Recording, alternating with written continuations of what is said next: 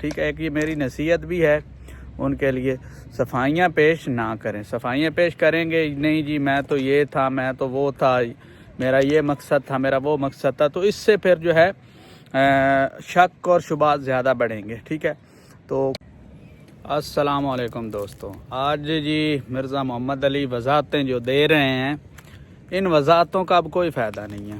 پہلی چیز تو یہ ہے، میں ایک چیز سمجھتا ہوں، اگر آپ سچے ہیں تو آپ کو کسی وضاحت کی ضرورت نہیں ہے۔ ابھی ان کا بیان، ایک ویڈیو بیان آیا تھا، وہ کہہ رہے تھے کہ جی میں نے ہزاروں ای میل کا جواب دیا ہے جی، ہزاروں اپنے سٹوڈنٹس کو اور کٹر پی ٹی آئی ورکرز کو۔ ٹھیک ہے، ایک چیز میں سمجھتا ہوں کہ اگر آپ سچے ہیں، ایک ہی سوال ہے، زیادہ ہم لمبی چوڑی اس پہ گفتگو نہیں کریں گے۔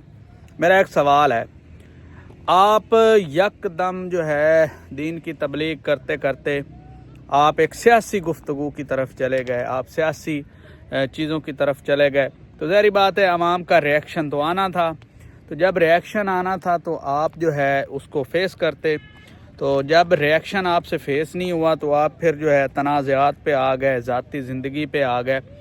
تو میرا نہیں خیال کہ ایک جو ہے عالم دین کو اس طرح کی گفتگو کرنی چاہیے، اس طرح کی سوشل میڈیا پہ آ کے صفائیاں دینی چاہیے۔ اگر آپ سچے ہیں، جھوٹے ہیں، جو بھی ہیں، ٹھیک ہے، یہ تو اللہ جانتا ہے، لیکن آپ کو اس طرح صفائیاں نہیں دینی چاہیے۔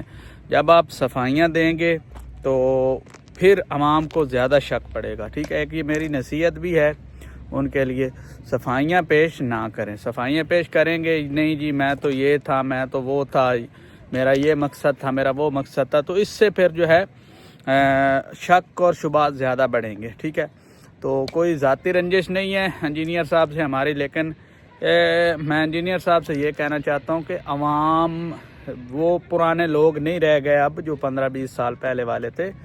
یہ جین زی نام اس کو دیا ہے ورلڈ نے بھی، سب نے۔ تو یہ آپ جو سوچ رہے ہوتے ہیں اس سے پہلے یہ لوگ آپ کی سوچ سمجھ چکے ہوتے ہیں۔ تو اس پہ ہم زیادہ لمبی گفتگو نہیں کریں گے۔ فی الحال میں یہی کہوں گا کہ آپ صفائیاں نہ دیں، اگر آپ سچے ہیں تو چپ کر جائیں، یہ معاملہ خود بیٹھ جائے گا۔ آج کے لیے اتنا ہی، اپنا بہت سارا خیال رکھیں، اللہ حافظ۔